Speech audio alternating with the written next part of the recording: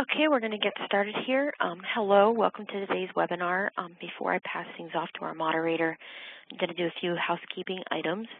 We are recording today's webinar, so we will have it in our archive webinar section by the end of tomorrow, and you will also get a follow-up email with a copy of the slides used for today's presentation and a link to the archive webinar. Additionally, we're going to have a Q&A section at the end of the webinar, so if you have any questions, please use the Q&A box on the right-hand side of your screen. And now I'm going to pass things off to Dennis so he can take things on. Thanks, Liz. Hi, everybody, and welcome to today's event. My name is Dennis Pierce, and I am the Editorial Director for eSchool News. We have 4 terrific speakers for you today. Aline Germain-Rutherford is the Chief Learning Officer for Middlebury Interactive Languages, and McIsaac is the Director of Professional Development for Middlebury Interactive. Aline and Lee will be talking about the different models for teaching world languages in a blended learning environment and how Middlebury Interactive Languages can help with this. They'll be joined by Melissa Soulier, who teaches French, Math, and Social Studies for 5th and 6th grade students at the Coventry Village School in Vermont. And we had a second educator scheduled as well, Terry Goodlett from the Jessamine County Schools in Kentucky. Terry was unable to join us because of a family emergency, but filling in for Terry is Beth Gauntz, who is the Director of Instructional Policy and Teacher Personnel for Middlebury Interactive Languages. Beth is very familiar with Jessamine's use of the company's digital language curriculum in a blended learning environment, and she and Melissa will be discussing their school's experiences in doing this, including the lessons they've learned and their advice for overcoming different challenges to teaching in a blended environment. After the 4 of them have had a chance to speak, then I'll be leading a question and answer session with the panelists. As Liz mentioned, if you have a question for any of the speakers at any time during the webinar, please type it into the chat or question box to the right of your screen, and I'll do my best to get to your question during the Q&A portion of the event. So with that, I will turn things over to Aline. Thank you, Dennis. I hope that everybody can hear me. Good afternoon, everybody from sunny Vermont. At last we have spring, so we are all rejoicing. So we're going to start this discussion on blended learning by, having a bit of a context and by looking at the results of a couple of reports on online learning and technology in education so that we better understand how blended learning comes in this context. So the first report that we are looking at is a report which was published in 2010, a report put together by Blackboard K-12 and Education Week from a survey, an online survey on online learning preparedness, and this survey had more than 2,000 participants from all 50 states. What's interesting in this survey is that the vast majority of district leaders believe that students need more learning time outside of schools, as well as personalized pacing of learning and instruction so that they can individualize more their own learning and also accelerate it sometimes their learning potential. So these 2 results are interesting. We are looking also at another set of results,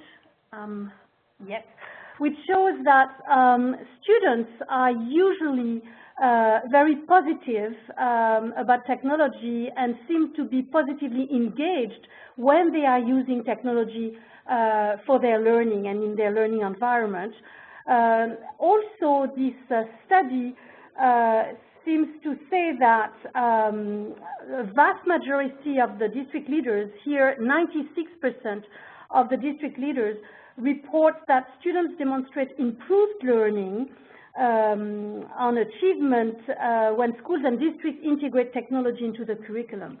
So these results seem quite positive in terms of the integration of technology. Another report which was published this year in 2013, a report published by Project Tomorrow and Speak Up, an important report because you had more than 400,000 students, parents, and educators, and also members of the community, over 9,000 schools across the nation who participated in this Speak Up 2013 survey.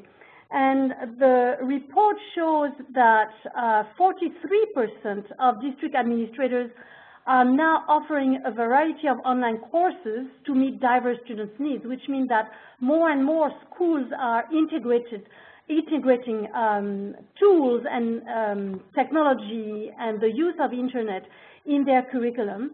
It seems that 60% of flipped learning teachers believe that online learning motivates students more, which means that the educators who are using this technology have a very positive outlook of the use of this technology, and also that 89% of parents, in fact, want their child in a class where mobile devices are used or where technology is used. Also, by looking at the results of the students' answers, it seems that students themselves see benefits in using online learning for part of their studies. It seems that they see that as a more personal, controlled learning process. So here again, the result of this report shows that there is a positive and there is an advantage in using the technology. So what does it mean for blended learning in K-12 education? So first of all, the definition of blended learning is quite difficult to actually to frame. There are so many different definitions on blended learning. So I took the definition which was published by InnoSight Institute in 2012, because it seemed that this is a definition that we see more and more in the different articles and reports that I've been personally reading. This definition says that blended learning is a formal education program in which students learn, at least in part, through online delivery of content and instruction, with some elements of student control over time, pace, path, and also pace. And also an education with at least in part at a supervised brick and mortar location away from home. So this is one definition which seems to be well accepted by a large number of people and of institutions. But blended learning is, the way that blended learning is implemented is extremely diverse. So here again, the InnoSight Institute published a very nice report on the different types of implementation with examples from different schools. So here it's a graph just showing, you know, the most used models of blended learning: the rotation model, flex model, self-blend model, and the enriched virtual model. For each of them, we can see what it means. For instance, the rotation model means that students as a class or as a group are rotating from teacher-led instruction in a classroom, then going towards collaborative stations where they can work in group, where they go then towards a lab or computer station where they can have a more individual type of learning. So that whole notion of rotation is that as a group or as a class, the students are moving from different type of stations for different types of work. The second model that the InnoSight Institute is describing is the flex model. For instance, the one which is used in San Francisco in the Flex Academy. And here it's more of the individual students who have the possibility of going to different stations. They can, you know, go to a very individual station where they study online with, you know, in a lab on a computer. They can go to breakout rooms where they can work with a teacher. They can work also in groups, in the collaboration groups, rooms. They can, and they are interacting with the different types of educators through these different sessions. So this is the individualized flex model. And then you have the self-blend model, which, for instance, has been used by the Quakertown Community School District have to say that this model seemed to be extremely successful for this school district. They have received an award by INICOL with the model that they have displayed. And this is a model which allows students to really choose the learning path and to choose a learning experience which really fits their own learning styles. So which means that you do have students who are fully online and they have an online teacher, or some who prefer to have a bit of online and they also go in the school to have a classroom experience with a teacher. Some who are really splitting between some individual work at home and some work at school. So it's really the diversity of choices that is offered to the students so that they can choose the one which fits best their learning style. This is what we call the self-blend model. And lastly, the flipped classroom model that I think that we all are very familiar with, which means that at home and the online material is more geared towards everything which is learning about a content. So it could be some videotaped lectures, some podcasts, but it's really trying to understand a content, and all the activities which are in a classroom are more the activities to apply the learning, to use the learning, so collaborative groups, discussions which are held into a classroom. So this gives us, an idea of the diversity of blended learning implementation. It seems also from the different reports that exist, and also from a very interesting research done by Heterick and Twig in 2003, that blended learning seems to bring improved learning experience to the students and show also improve performance and achievement with the students. This study that Heterick and Twig are discussing here is a study which has been done with 30 different institutions, and each institution had redesigned their curriculum so that it fit a blended learning environment. And the results, when the students' performance was assessed, shows that out of the 19 institutions out of the 30 projects showed an improved student learning in the assessment, and for the remaining 11 institutions, it showed no significant difference. It seemed also that in terms of the students changed their attitudes and displayed a more positive attitude toward the subject matter, and displayed more satisfaction in their work when you had a blended learning situation for their learning experience. So all of that to just bring a bit of context. What does it mean for world languages and when we bring blended learning in world languages? So for that, we are going to examine several situations of blended learning with the courses that Middlebury Interactive has developed. And so for that, we have followed some of the schools who are using our material in a blended learning implementation. And I'm going to let McIsaac to describe actually some of the settings. Before that, I just want to let you know that the courses that we developed, the online courses for language learning that we developed, actually can meet, the whole continuum from, a fully face-to-face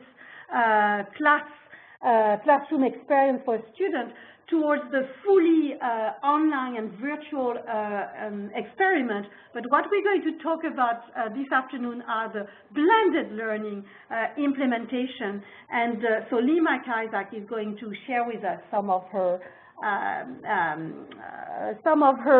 remarks on the different implementation.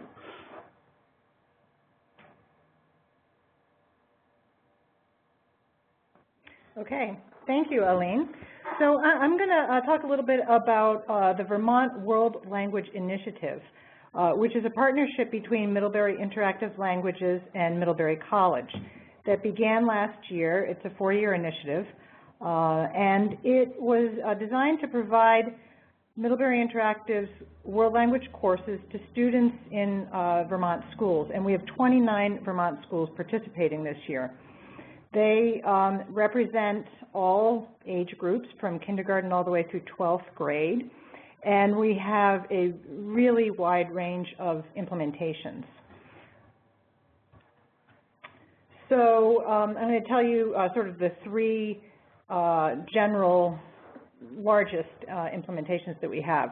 We have a number of schools or classrooms that are using the courses fully online in a computer lab with a non-world language teacher. And that teacher provides differentiated teaching strategies that accommodate students working at different levels or at different paces. In some cases, these students are enrolled in all different language courses, and in others, they are enrolled in the same language course. They might be working in the same lab in either of those implementations. And then the supervision is ensured by proctors who help out with just overseeing any technical issues, and also learning facilitators who help the students develop digital literacy skills and facilitate interaction between the students and provide opportunities for them to explore and share what they're learning about culture and language through projects, either with the class or with the school. We also have a lot of schools using the courses in a blended learning scenario. And in the first of these, we have world language teachers who use different teaching strategies that accommodate students at different levels and use the courses in a whole variety of different classroom activities, or using them at home for homework and then pairing them in class to work in small groups or in pairs or whole groups within the classroom. And then the second scenario is with a non-world language teacher, again, using differentiated teaching strategies that accommodate students working at different levels or different paces, and in some cases, different languages.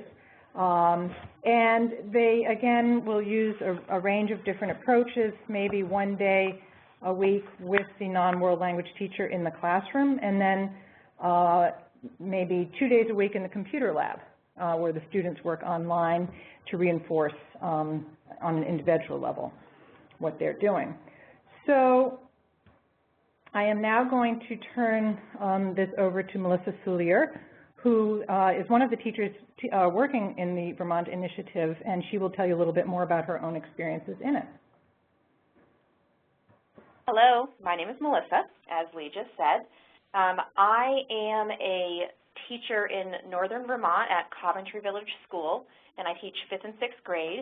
I am a non-world language teacher, so my background in French consists of a few French classes in high school, and of course in northern Vermont we are very close to the Canadian border, so I have a little bit of a comfort zone there, but by no means would I call myself a language teacher. However, that has not given any barriers to implementing this program in our classroom.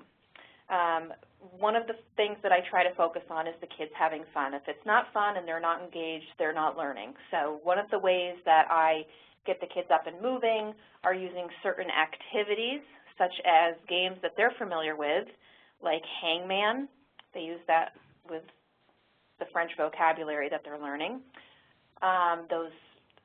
Another popular game that we use in our classroom are the fortune tellers. The kids fold up the paper and it's on their hands, and they can count up to 10 in certain number, in French, and say they roll a 6 on the dice, they count to 6 in French, they pull the pocket up and they ask a question in French. They absolutely love it. And another game that we play is headbands. The kids love that. We go through our numbers. There's a few different ways that we try to get the kids up and moving, in addition to being in front of the computer and having that self-paced learning. We really the first semester that I taught French this past fall, I had the 6th grade, and I only had them for half of the year. So from, September through December, it was a huge learning curve for me. One of the things that I didn't do to begin with is that I changed when I started teaching the second half of the year in January. Is the second half of the year, for the first 2 to 3 weeks, I went through the actual lessons with the kids on my smartboard. And so, for example, the first slide in the foreign language, in the French program that my kids are doing, there's a lady that speaks about what they're going to be learning in the program.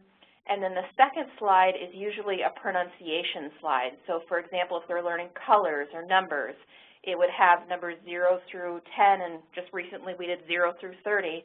And you're able to click an icon that has someone speak the correct way with the correct accent, the word, color, number, whatever you're studying, and then as a class we say it back.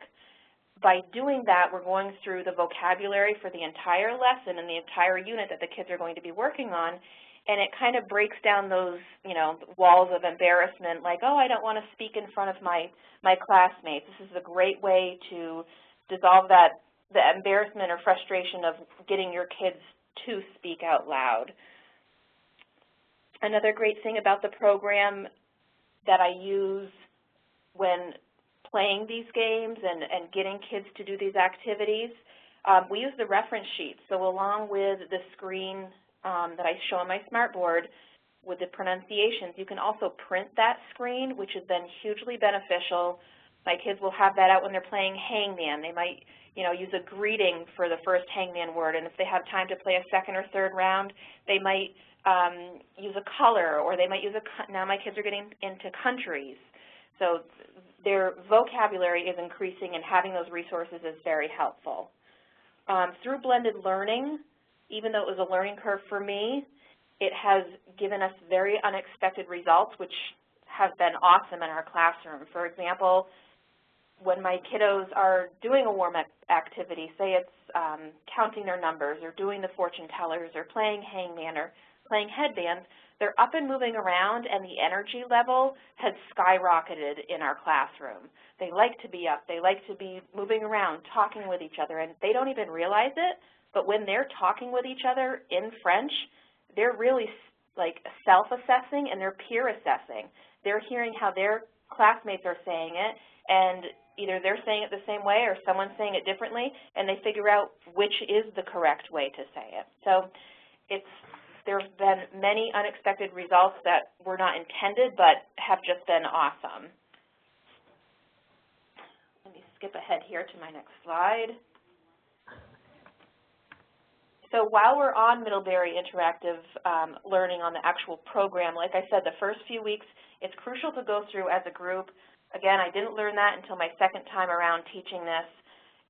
It's really made the kids at ease with their learning and their ability to speak out loud. Some of you may be wondering, how would someone enrich, extend, and differentiate the activities if everyone's working at their own pace? So I will touch on that briefly. The great thing is the kids can work at their own pace. I mean, it's just awesome. They're not feeling pressure to be on a certain lesson. And the even better thing about that being self-paced is you can customize the calendar to what your kids need for their schedule. So for example, on Fridays my kids have health, so they have French just 4 days a week, and getting through 2 full lessons in the time frame that I have them, if we do the warm-up and a lesson and our exit ticket that I do with them, it's not realistic for them to get through a full 2 lessons. So I knocked it down to 1 lesson and 4 days a week. And then when my kids go into the calendar every day, they're not feeling like they've got to rush through their lessons because they're behind. They're pretty much right on track where they need to be. So right off the get-go, they're feeling confident about signing in, getting into the program, and not feeling like they're behind or suffering in any way. And so differentiating when they are at their different paces, it's not as tricky as it sounds.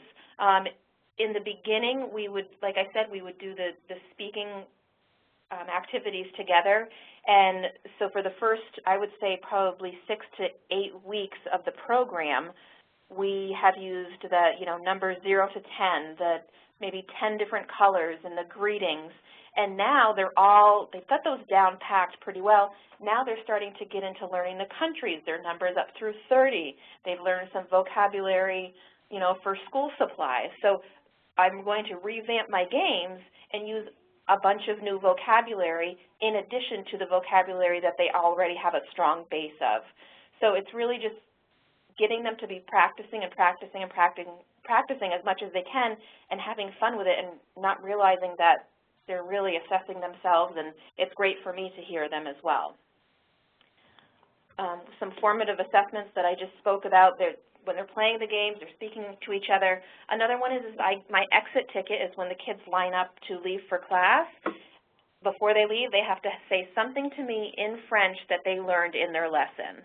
And they love it. They always give me a high five after they say it, and I feel like we start the class a great way, they have a good lesson, and they leave feeling good about what they've just learned. And our students given opportunities to sell for peer assess, like I just said, the exit ticket when they're standing in line and they say something to me in French on their way out the door, that's another way that they're assessing each other, they're listening to each other, they're hearing different ways of pronouncing and figuring out which way is correct for pronunciation. So even though I'm not a world language teacher, I'm not a certified French teacher, this program has been beneficial for my kids, and the support that I've gotten is amazing. Again, you can customize the calendar, and Lee had to help me a little bit with that, but really I could go on and do it myself, and we've had great success with that, and from the community and parents have really enjoyed seeing their kids be able to learn French. And then since we do live so close to the Canadian border, we have a lot of French-Canadian families in these parts, and my students are parts of those families. So they're able to share their new French vocabulary with some of their French-Canadian speaking family members, which to me, I don't see any better connection. Thank Lee, you, Melissa. Oh, okay. Sorry. Okay, thank you, Melissa. So if you can pass the ball now to Beth Gowns, and Beth Gowns is going to talk to us about her experience or the experience of Terry Goodlett at Jessamy School, an experience which actually has been assessed also by a whole research that Johns Hopkins University Research Center has done on this school, and Beth is going also to explain to us, the results also of this research.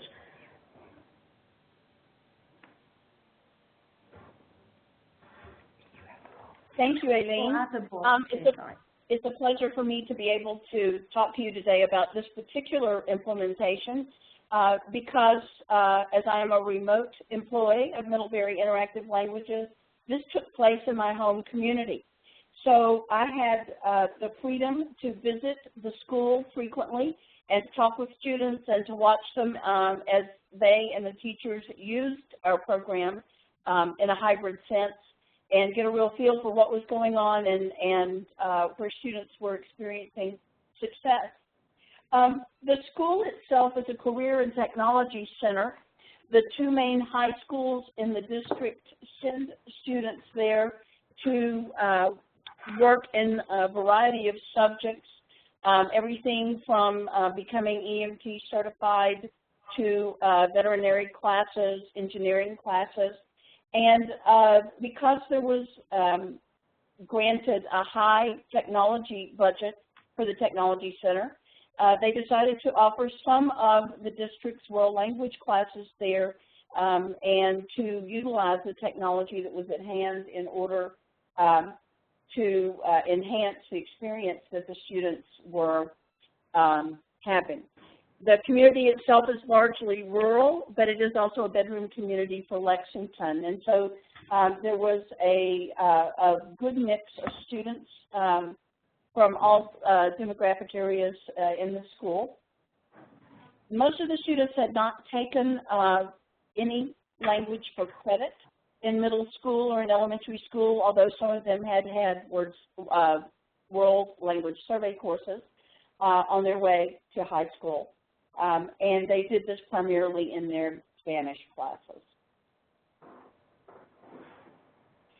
They started thinking that they would do fully online, a fully online implementation. And part of the reason that they wanted to do that was that the district had asked them to condense a full-year program into a 2-hour-a-day semester program. So they were looking at covering a lot of content and reaching a wide scope of standards with their students before the end of each semester. The teacher had wanted to do a flipped classroom, but while 90% of the students indicated having the technology at home to be able to do so, in reality, they found that there were some obstacles, some challenges for the students in terms of doing a completely flipped classroom. And so the teacher decided then that it might be better and lead to greater student success to do more of a hybrid implementation where the students could use the technology in the classroom, but also have periods of time during every lesson throughout the week with the teacher teaching as well in the classroom. One of the challenges that they noticed was that in the beginning, students who were not aware that they would be working so much online had to get in the flow. They had to get in the groove, so to speak, with doing more online work. But they, as I watched them over time, and I would stop and chat with them while they were working in the online portion of the class time, they began to become better and better monitors of their own time, self-directed learners. They began to learn which activities they needed individually to spend more time on. And so from becoming more efficient learners, in and of itself, they improved over time as they got used to the online format.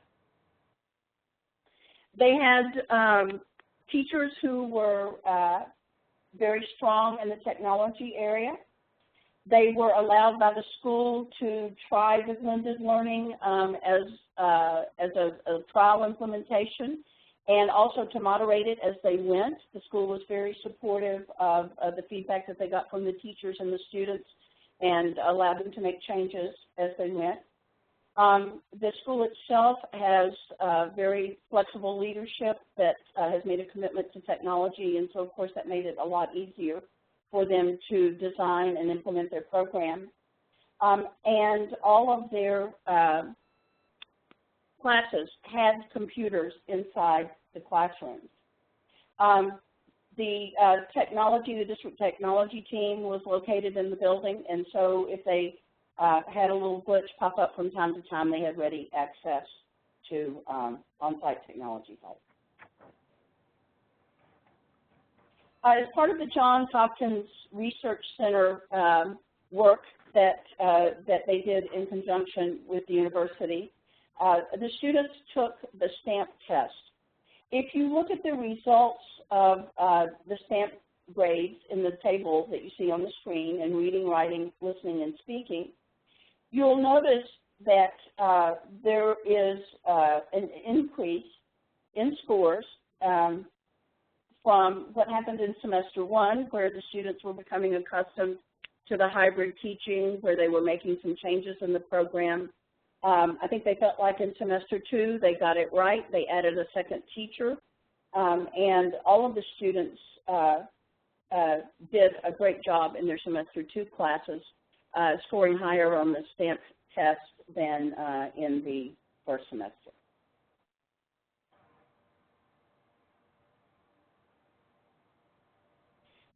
They did some interviews with students and with teachers, and you can see here that the majority of students said that they liked the differentiated learning opportunities. Indeed, as they became better directors of their own learning experience, they became better learners. They had greater success, and they liked that. They enjoyed having times in the class when they were allowed to determine their own pace, to repeat as often or as little as they needed to. And they really loved the authentic videos one of the things that the authentic videos did was allow them to see Hispanic young people close to their age in authentic settings, which tied in with the culture that they were learning in the program. So aside from what they learned about the language and their proficiency growth that they experienced, they began to develop a positive outlook and appreciation of Hispanic culture, which was a little limited when they started the course. It really helped to open their eyes. Along with learning about the Hispanic culture, the discussions in the classroom, the items that the teachers brought in for the students to work with, the projects that they did, and they did a few outreach projects, interviewing, tutoring, etc., outside of class, had the impact of helping to simply make them appreciative of different cultures in general, as well as what they were learning specifically about Hispanic cultures. And was probably, as you see the last comment there, represents one of the greatest relative strengths of the Mill Fluency 1 course. It made a big impact on these students. There were some unanticipated positive outcomes. They found that their technology goals were being met to a much greater extent than they had anticipated. They found as a school that by looking at what the students were doing and how it was translating to other classes, their reading skills, their literacy skills were growing, that part of this was due to using the technology at hand to do their world language work. Their teachers had to get involved in the research that was going on with Johns Hopkins University, and so they became deeply involved in the project and began to be better collectors and interpreters of the data that they were collecting. They found that they were being asked by other teachers to talk about what they did and what their hybrid classroom was like. And as more teachers began to bring more technology into their classrooms, they used them as mentors and coaches. The students, I think, felt that not only were they able to have an impact on designing their own learning path, but they were also able to give some feedback to Middlebury, and then they saw it used when they got to second semester, and it was very empowering for them. The last thing was that they didn't think that that the student pronunciation would improve to the extent that it did, but the teachers were just overwhelmed with the improvements the students were making in leaps and bounds due to the fact that they were listening from the day one to authentic speaking and video samples, and so they never learned the language at a slow or halting rate. They learned it at a natural and authentic rate, and it had a huge impact on the level of the quality of the students' speaking abilities.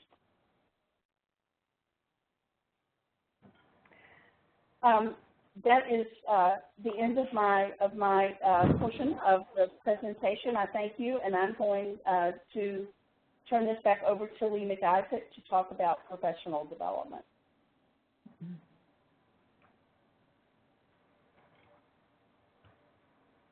Okay. Thank you, Beth. Aline is first going to give us a little bit of context. Yes, Beth, can you go to the next slide?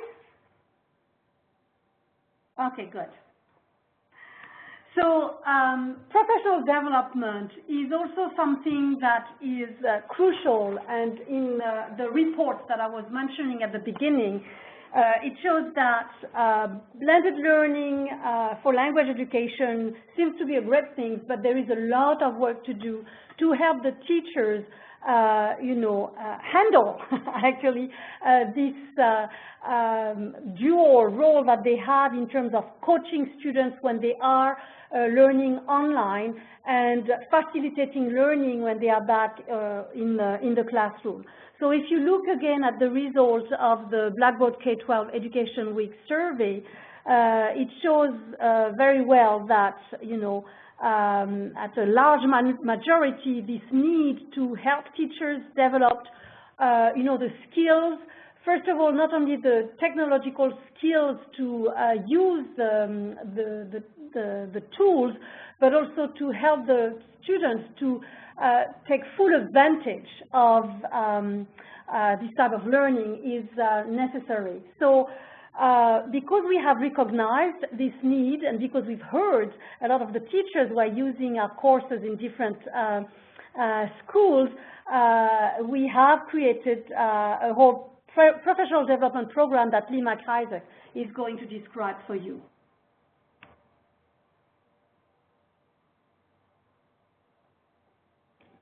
Okay, thank you, Aline. Just switch up the slide. So, as Aline said, professional development is really a core of what we do here because it is so important. And we really see teachers as our partners and work very closely with teachers and learn a lot from them.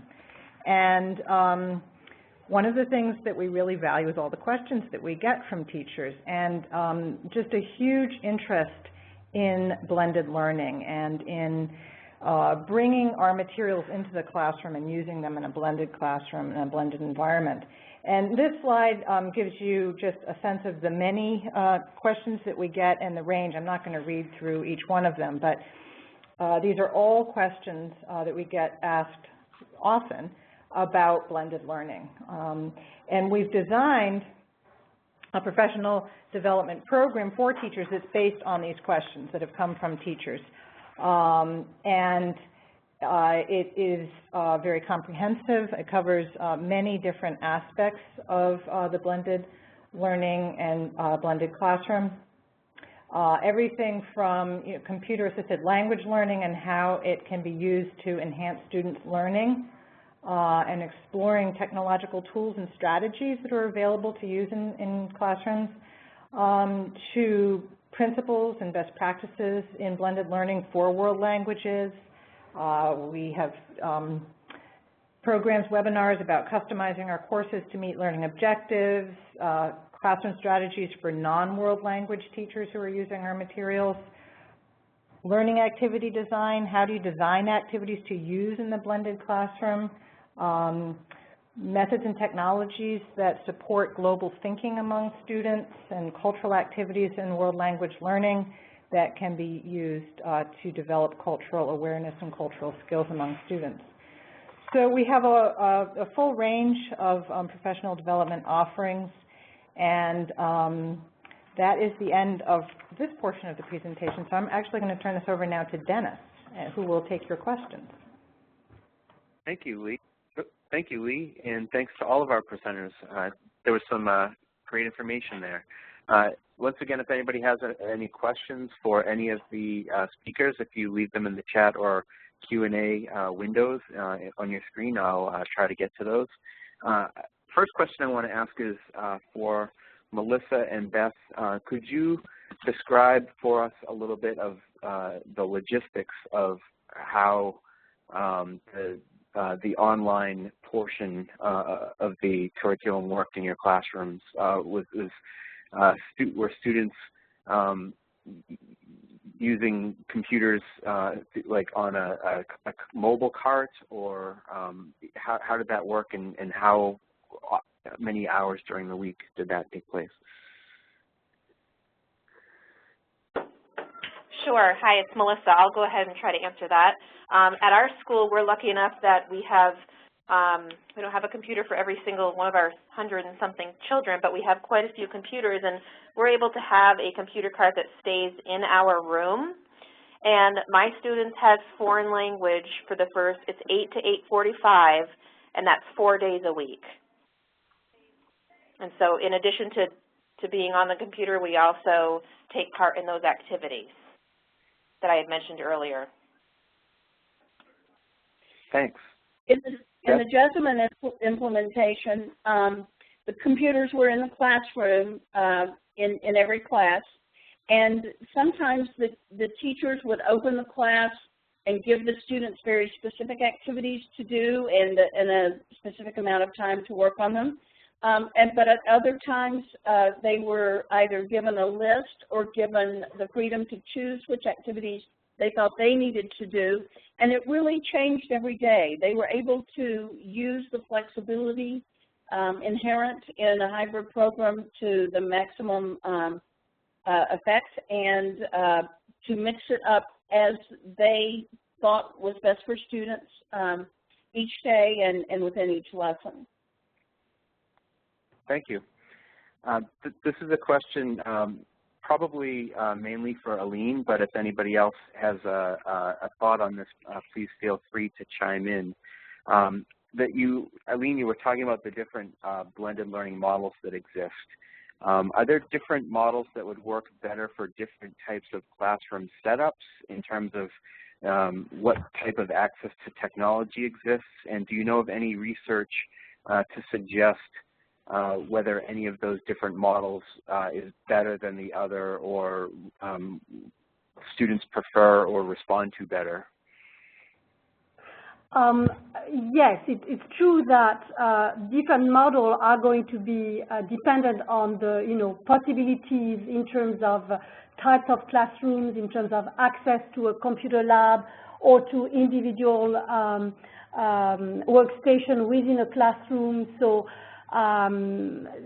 the physical architecture of a school is going to have an impact on the model that a school might want to choose, and also the availability or not of a large number of computers or not.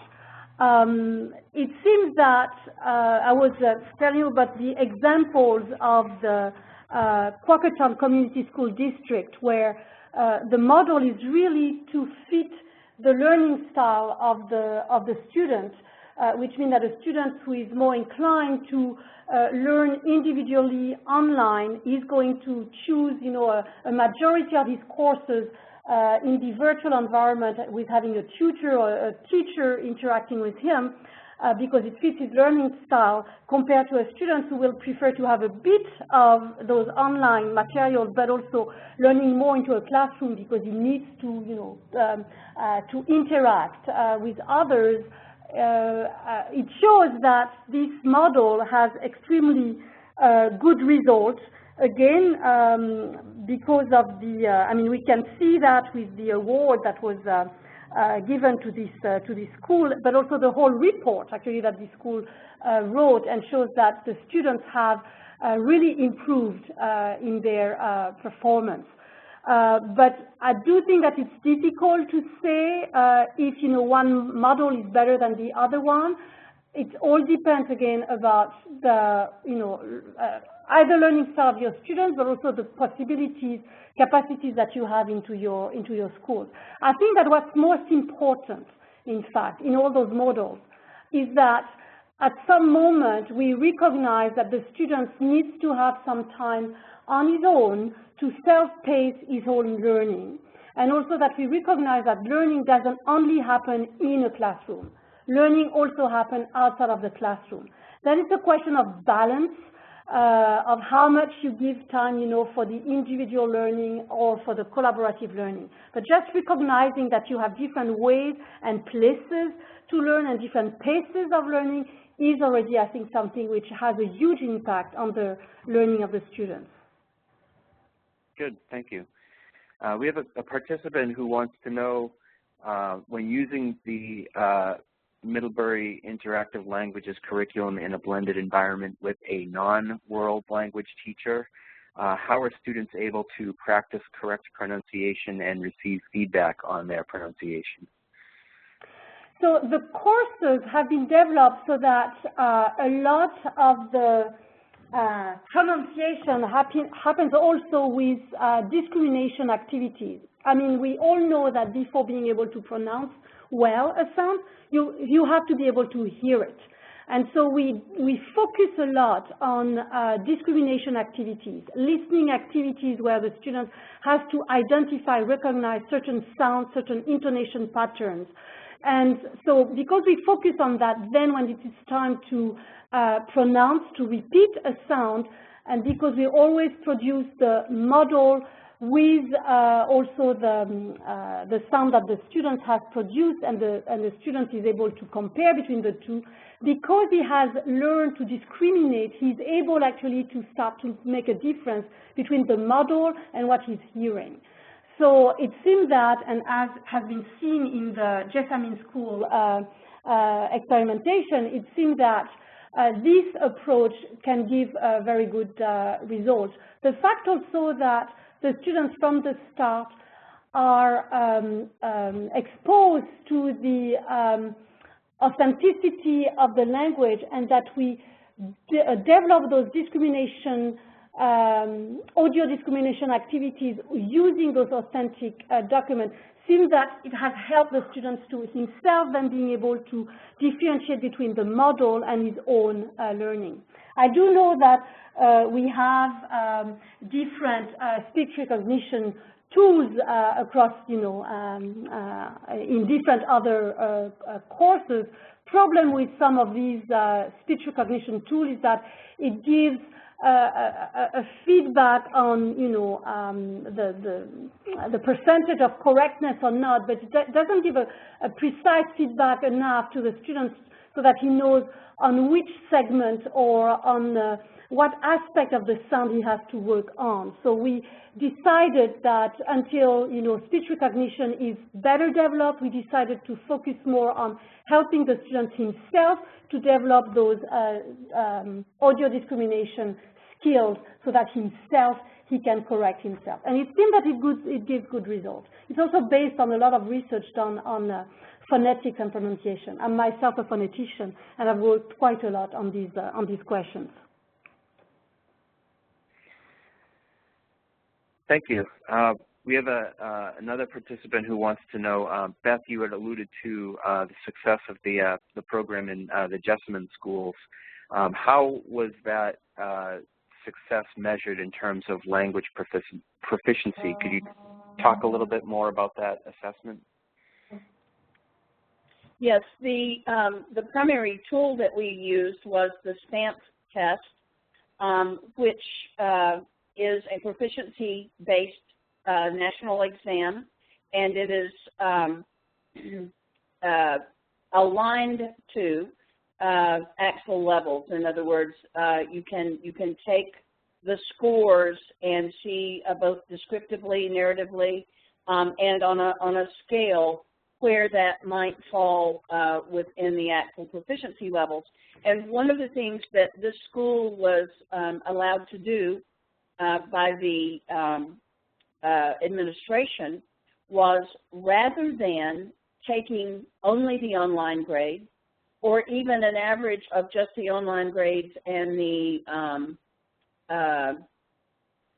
in-class grades, which they did do, is that they were able to use the STAMP results to decide if the students received credit or not. Their credit awarding was based on language proficiency, and the STAMP test was the primary driver of that assessment. Okay. Beth, you had also talked about the students becoming self-directed learners and sort of needing to learn how to do that. Can you speak to that process, and were there any strategies that can sort of help with that development? Because as you mentioned, it can be quite a transition for students to have to transition from teacher-led to a more self-directed kind of model. And Melissa, if you've got any thoughts, or anyone else about strategies that can help with that too, that would be great. One of the wonderful things about hybrid learning, especially if some of it takes place where the teacher and student are in the same physical area, is that as the teachers go from student to student and see how they're doing and answer questions and do some real individualized teaching, they have the opportunity to say to the student who says, well, I did the activity and I got 3 out of 6 correct. Can I move on? Well, I don't know. Do you feel like you really were able to understand what was being said there? No? Well, maybe you should do it again. Try it again. And it's a matter of training students to ask themselves those questions so that they are not looking to simply complete assignments, but to learn the content and raise their skills through doing the assignments. And you do sometimes have to help train them, and the hybrid environment is a great place to do that, because while they're working, you can give them that little bit of guidance, ask them those questions, and help them come to see themselves as more self-directed learners. The other thing is that when they would step away from either teacher-directed learning or online learning and do collaborative activities, then the projects and the collaborative situations, the communicative tasks that the teachers gave them were very open-ended. And so the students had to bring something. They had to come in and use what they had learned and learn from each other. I think, you know, we were talking about them being peer assessors as well as self-assessors, and that happens when you're able to provide that kind of freedom to them to communicate. Beth, if I can jump in, I would like also to add that in the course itself, in the online course itself, we have built a series of peer self-assessment and peer assessment activities, and also, which mean that, you know, at the end of each set of listening activities, for instance, the students are able, using a rubric, to self-assess what they're doing.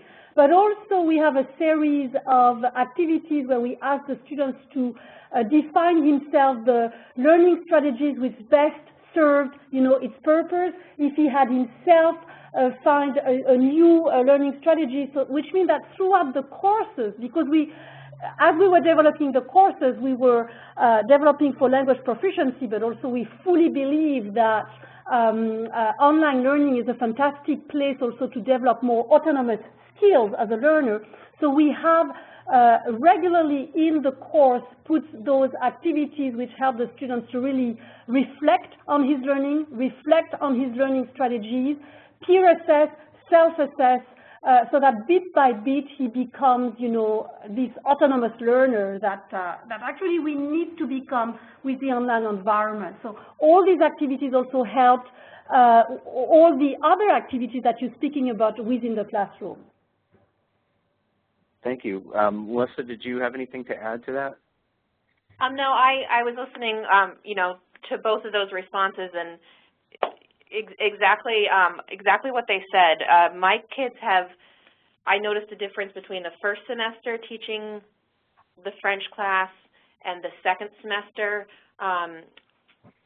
The kids are learning to be those self-directed learners, and if they have a question right off, I usually say, have you tried to solve the problem yourself? If not, okay, why don't you ask a classmate? Because a lot of times learning from a classmate, or if a classmate has already experienced what they're experiencing on that lesson, may be able to clue them in or help them. And obviously I'm there for support and any questions, but it's nice to have them interact that way. Great. Well, thank you so much to all of our panelists today. We're out of time for this event, but I'm going to turn things over to Liz for just a few final notes. Okay, yeah, thank you guys, everyone, for attending. Thank you, panelists and speakers. As I said at the beginning of the webinar, this webinar was recorded, so we will be sending a follow-up email, hopefully by the end of tomorrow, with a copy of the slides from today's presentation and a link to the recording. So yes, we are recording, and yes, you will get a copy to share. Other than that, thank you very much for attending, and we hope you join us again on another webinar. Thank you. Thank you.